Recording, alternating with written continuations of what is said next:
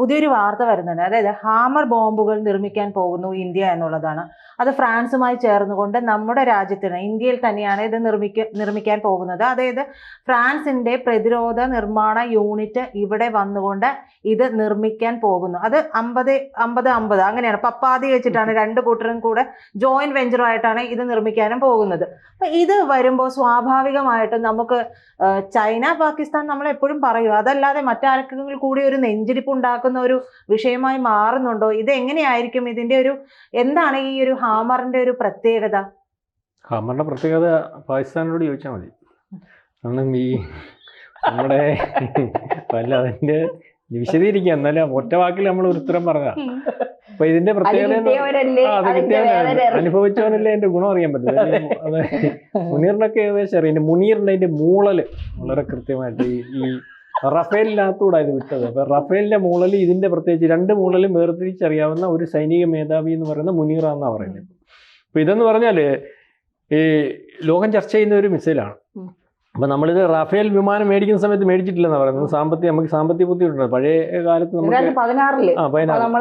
നമ്മുടെ ഒന്നുമില്ല, കാരണം ബുദ്ധിമുട്ടുള്ള കാലമായിരുന്നു. ഇപ്പൊ നമുക്ക് പ്രശ്നമില്ല, പ്രതാപകാലമായി. അപ്പൊ അന്ന് മേടിച്ചിട്ടില്ല. അന്ന് നമ്മൾ 2 സ്ക്വാഡിൽ നിന്ന് എനിക്കൊന്ന് 10-36 വിമാനം മേടിച്ചിട്ടുണ്ട് റാഫേൽ. അന്ന് റാഫേൽ വിമാനത്തിനെ പറ്റി അന്ന് വലിയ വിഷയങ്ങളൊക്കെ അറിയാവുന്നത്. അതിനുശേഷം പിന്നെ 300 കോടി രൂപയ്ക്ക് ഇത് മേടിച്ചു. ഇത് എന്ന് പറഞ്ഞു കഴിഞ്ഞാൽ മാരകമായ ഒരു മിസൈലാണ്. അതായത് ഈ നമ്മൾ വിമാനത്തിൽ നിന്ന് വിക്ഷേപിക്കാവുന്ന തരത്തിലുള്ളതാണ്. പിന്നെ 20 കിലോമീറ്ററോളം തന്നെത്താൻ പറന്നു വന്നിട്ട് വളരെ കട്ടിയേറിയ പ്രതലം, കോൺക്രീറ്റ് പ്രതലങ്ങൾ ഉൾപ്പെടെയുള്ള തുളച്ചു കയറുന്നത് ബങ്കർ ബ്ലസ്റ്റർ ബോംബിന്റെ ഏകദേശം അതേ ഇതല്ലെങ്കിലും ഏകദേശം ആ ഐറ്റമൊക്കെ തന്നെ വരുന്നത്. ഇപ്പോൾ എവിടെ ഇട്ടാലും അവൻ തുളച്ച് കയറി ചെല്ലേണ്ടത് ചെന്ന് കാര്യങ്ങൾ കൈകാര്യം ചെയ്ത് പോരും എന്നുള്ളതാണ് അതിൻ്റെ ഒരു പ്രത്യേകത.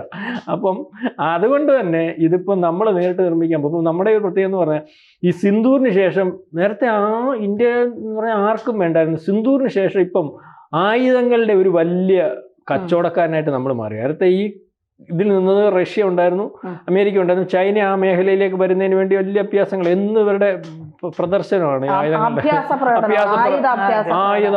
പ്രകടനം. ഈ ആയുധാഭ്യാസ പ്രകടനം എല്ലാം പൊളിഞ്ഞത് നമ്മുടെ സിന്ദൂരി വെച്ച F-15 പൊളിഞ്ഞു. പിന്നെ F-70 അവളുടെ വിമാനം എത്തുന്നു. അതുപോലെ പിന്നെ J-20 എന്നും കണ്ട് പറഞ്ഞ് തെറ്റിയിട്ടുണ്ടെങ്കിൽ ക്ഷമിക്കണം, കാരണം ഇതിന്റെ കീഴിൽ നിന്ന് അറിയാവുന്നവർ നമ്മളെ കളിയാക്കി കളയും. അപ്പൊ എന്തായാലും അവരുടെ ഡ്രോണും വിമാനവും പ്രതിരോധ സംവിധാനം എർദോഗന്റെ എന്ന് പറഞ്ഞാൽ അവന്റെ ആയുധങ്ങളും തകർന്നിട്ടുണ്ട്. പിന്നെ പറഞ്ഞായിരുന്നു, മാന്യത വിചാരിച്ച് ആദ്യം പറയായിരുന്നു, പിന്നെ വ്യക്തത പറഞ്ഞായിരുന്നു എത്ര എണ്ണം US-ന്റെ തകർന്നു. കാരണം ഇയാള് ഫ്രീ ആയിട്ട് കൊടുത്തായിരുന്നു അസീം മുനീർ കൊണ്ടുപോകോളാൻ. ആരും മേടിക്കാനില്ലായിരുന്നു J-70. അപ്പൊ നമ്മൾ പറഞ്ഞു ഇതെല്ലാം അടിക്കാൻ ഞങ്ങൾ നിലത്തിട്ടു. പണ്ട് നമ്മുടെ ഒരു പാരച്ചൂട്ട് തകർത്ത് ഒരു ഇവിടെ വീണില്ല, അഫീം വർത്തമാൻ, അന്ന് നമ്മൾ തകർത്തായിരുന്നു. ആ സമയത്ത് തകർത്തായിരുന്നു. അപ്പൊ അന്നേ തകർത്തുകൊണ്ടിരിക്കുകയായിരുന്നു. അപ്പൊ ഇപ്പൊ നമ്മൾ പറഞ്ഞു മൊത്തം 678 തകർപ്പുണ്ട്, കൂടുതലും നമ്മുടെയാന്ന് പറഞ്ഞു ഈ സാധനമേ. വെറുതെ അത് പറയണ്ട വിചാരിച്ചു, എന്തിനാ എമ്മാതെ. അപ്പൊ പറയിച്ചേ അടങ്ങത്തുള്ളൂ. രാഹുൽ ഗാന്ധിക്ക്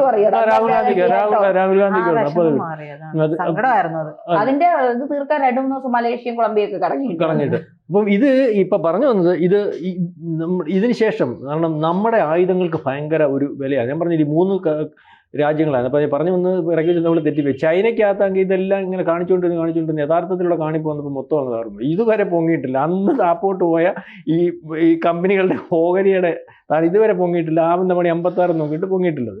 അപ്പോൾ മേപ്പോട്ട് പോയി. ഇപ്പം നമുക്ക് അതിന് ശേഷം റഷ്യക്ക് ഇപ്പോൾ ഒരു 87% ഈ യുക്രൈൻ യുദ്ധത്തിൻ്റെ കാലം വന്നപ്പം റഷ്യക്കുള്ള പ്രശ്നം എന്ന് പറഞ്ഞാൽ അവിടെ ആയുധ കച്ചവടം നടക്കുന്നില്ല.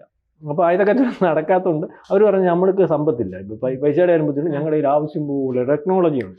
ആ ടെക്നോളജിയും ആയുധത്തിൻ്റെ കാര്യങ്ങളൊക്കെ അത് പണ്ട് നമ്മൾ എന്തുകൊണ്ടേ നമുക്ക് ഉള്ള കാലത്ത് ഇല്ലാത്ത കാലത്ത് നമ്മുടെ കൂടെ നിന്നിട്ടുള്ള രാജ്യമായി റഷ്യയും ഇസ്രായേലും ഒക്കെ. ഇപ്പോൾ ഇവിടെ കൊണ്ട് ചൈന നിർമ്മാണം, ഇപ്പം ഏറ്റവും പുതിയ വിമാനത്തിൻ്റെയും നിർമ്മാണം സോഴ്സ് കോഡ് നമുക്ക് തരുക XU-57.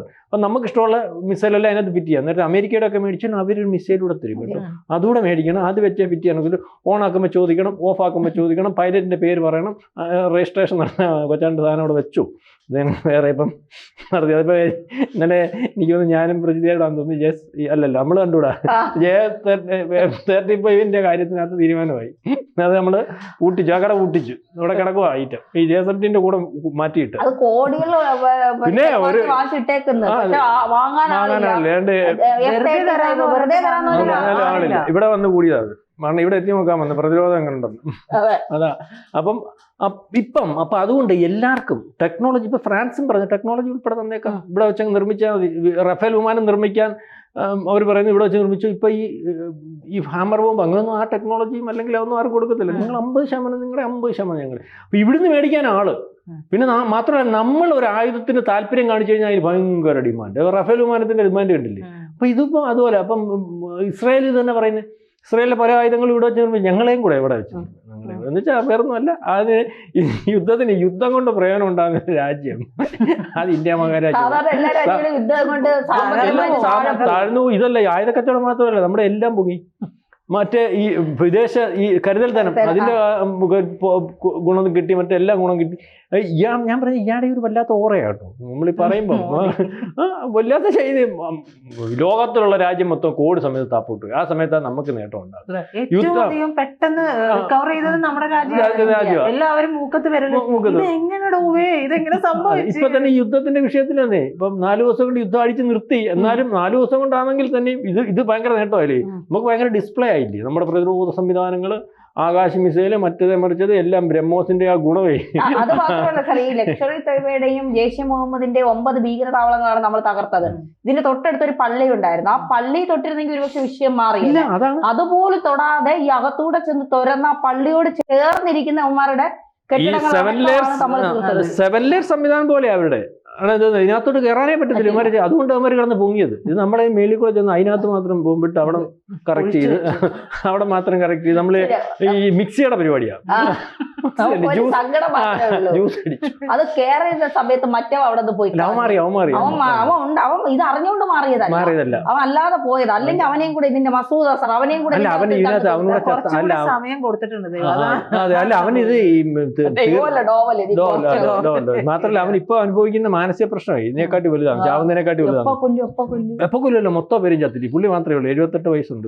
കുടുംബത്തിൽ ഇയാൾ മാത്രമേ ഉള്ളൂ. പിന്നെ ആരണ്ട ഒരു പെണ്ണുങ്ങളൊക്കെ ഉണ്ട്, അവർ വീണ്ടും ഏതാണ്ട് പെണ്ണുങ്ങളുടെ സംഘടനയൊക്കെ ഉണ്ടാക്കി നിൽക്കുക.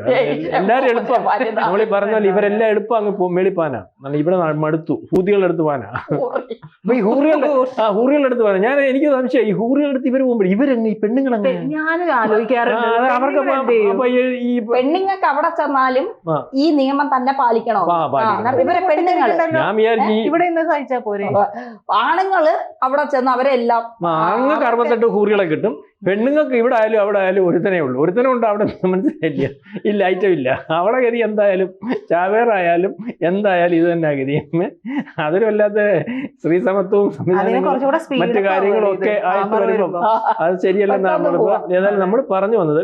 ഈ ഹാമർ മിസൈലുകൾ ഇന്ത്യ നിർമ്മിക്കുന്നു, അതിൻ്റെ കച്ചവടം ഇന്ത്യ ഏറ്റെടുക്കുന്നു. ഇന്ത്യയുടെ കൂടി നിർമ്മിക്കുന്നതിന് വേണ്ടി ഫ്രാൻസ് ഉൾപ്പെടെയുള്ള രാജ്യങ്ങൾ തയ്യാറാകുന്നു. അതിൻ്റെ കാരണമെന്ന് പറഞ്ഞാൽ ഇന്ത്യയിൽ നിർമ്മിക്കുന്ന ആയുധങ്ങൾ അല്ലെങ്കിൽ ഇന്ത്യയിൽ നിന്ന് ആയുധം മേടിക്കുന്നതിന് വേണ്ടി ലോക രാജ്യങ്ങൾ വളരെ കൃത്യമായിട്ട് ധൃതി പിടിക്കുന്നു അല്ലെങ്കിൽ ഡിമാൻഡ് കൂടുന്നു എന്നുള്ളതാണ്. അതുകൊണ്ട് തന്നെ ഇത്തരത്തിൽ ഉള്ളൊരു നീക്കവുമായിട്ട് ഫ്രാൻസ് ഈ റഫേലിന് ശേഷം ഈ നമ്മുടെ ഹാമർ വിമാനങ്ങൾ ബോംബുകളുടെ കാര്യത്തിലും അത്തരത്തിലുള്ള തീരുമാനമാണ് എടുത്തിരിക്കുന്നത് എന്ന് വേണം കരുതാൻ.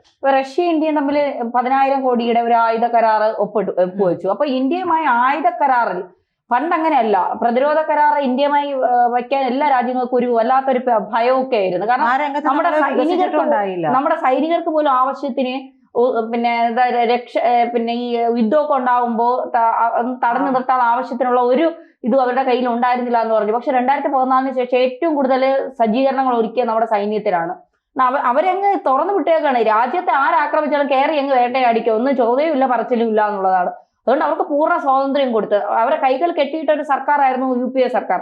അതിനുശേഷം ഇപ്പൊ സൈന്യത്തിലും തെറ്റ് നമ്മുടെ രാജ്യത്തിന്റെ ആര് വന്നാലും അതിനകത്ത് UPA സർക്കാരാണ് ഏറ്റവും കുറവ് ഈ പറയുന്ന പ്രതിരോധ ബജറ്റ് പോലും അതിനുവേണ്ടി പോലും മാറ്റിവെക്കാനുണ്ടായിട്ടുണ്ട്. ഇപ്പൊ നമ്മൾ എത്ര കോടികളാണ്,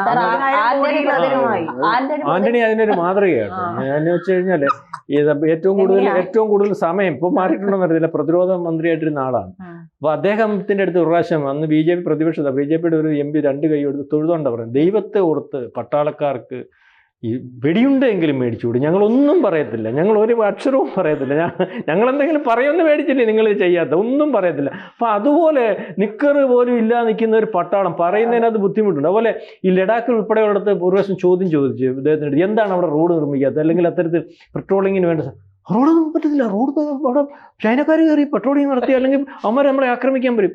വടക്കിഴക്കൻ സംസ്ഥാനത്തിൽ അപ്പോൾ അവിടെ ചെല്ലുമ്പോൾ അവിടെ വികസനമേ ഇല്ല. ഇപ്പോഴാണല്ലോ വികസനം. നമ്മൾ അതായത് എല്ലായിടത്തും സൈനിക വിമാനം ഇറങ്ങുന്നതിനും സൈനിക താവളങ്ങളും അല്ലെങ്കിൽ ശത്രുക്കളെ നേരിടാനുള്ള സംവിധാനം. ട്രെയിൻ എന്താ മിസൈൽ വിടാനാ? അല്ലാതെ മിസൈലുള്ള ട്രെയിൻ നമ്മൾ രൂപകൽപ്പന ചെയ്തെടുത്തിട്ടുണ്ട്. അത് നമ്മൾ നാളെ പരീക്ഷിച്ചില്ല. ട്രെയിൻ ഇപ്പോൾ വടക്കൻ സംസ്ഥാനത്ത് എവിടെയെങ്കിലും കൊണ്ടുവച്ച് ട്രെയിൻ നിർത്തിയിട്ട് അങ്ങ് മിസൈൽ വിടാം. അപ്പോൾ അതെ, അപ്പോൾ അവിടെ ചോദിച്ചു വടക്കിഴക്കൻ സംസ്ഥാനങ്ങളിൽ ചെല്ലുമ്പോൾ ഞങ്ങൾക്ക് എന്താ വികസനം ഒന്നുമില്ലല്ലോ. അവർക്ക് പല ഘട്ടങ്ങളിലും പുറകോട്ട് പരിശോധിക്കും, ഇന്ത്യ മഹാരാജ്യത്ത് അവർ താമസിക്കുന്നതെന്ന് പോലും അറിയാൻ പറ്റാത്ത രീതിയിലൊക്കെ ആയിരുന്നു അവരുടെ ബിസിനസ്. ഒരു ഗ്രാമത്തിൽ നിന്ന് അപ്പുറത്ത് പോകണമെങ്കിൽ 12 മണിക്കൂർ എടുക്കും. ആ സമയത്ത് ഇപ്പോൾ തുരങ്കങ്ങൾ നിർമ്മിച്ച് എല്ലാം ഓക്കെ. കാരണം അതുകൊണ്ട് അവരുടെ ബിസിനസ് എല്ലാം അവർക്ക് ഈ ടൂറിസം മേഖലയിലൊക്കെ ഭയങ്കര വികസനമാണ്. അപ്പം അത് മാത്രമല്ല, യുദ്ധം ഉണ്ടാകുമ്പോൾ ബങ്കർ ഒളിക്കാൻ വേണ്ടി അതെല്ലാം കൊടുത്തു. അപ്പോൾ അന്നേരം ചോദിച്ചു ഇവിടെ ചെല്ലുമ്പോൾ കോൺഗ്രസ്സുകാർ ചെയ്യും, അത് വെട്ടം വിട്ടാൽ പാകിസ്ഥാൻ അടിക്കും. കറണ്ടൊന്നുമില്ല. അപ്പോൾ കറണ്ട് എന്താ, വെട്ടം കണ്ടാൽ ഉടനെ ബോംബിടത്തില്ലേ? ഇതായിരുന്നു. അപ്പോൾ ഈ സംവിധാനത്തിൽ നിന്ന് ഇന്ത്യ മഹാരാജ്യം ലോകത്തിലെ ഏറ്റവും വലിയ, അല്ലെങ്കിൽ എവിടെയും വന്ന് ബിസിനസ് ചെയ്യാനും അത്രയ്ക്കുള്ള സപ്ലൈ ചെയിനും അല്ലെങ്കിൽ ഇതുപോലെ റോഡും റെയിലും വിമാനത്താവളവും എല്ലാം കറക്റ്റ് ചെയ്ത് ലോകത്തുള്ളത് മൊത്തം ഇങ്ങോട്ട് വരാൻ പറ്റുന്ന രീതിയിലേക്ക് വന്നപ്പോഴാണ് രാഹുൽ ഗാന്ധിക്ക് എന്തോ മേക്കിംഗ് ഇന്ത്യ, എന്തോ മേഡ് ഇൻ ഇന്ത്യ, അത് എന്തോന്ന് അറിയണ്ടേ, ഒന്ന് പഠിക്കണ്ടേ? സമയമില്ലല്ലോ. അതെ, ശരി.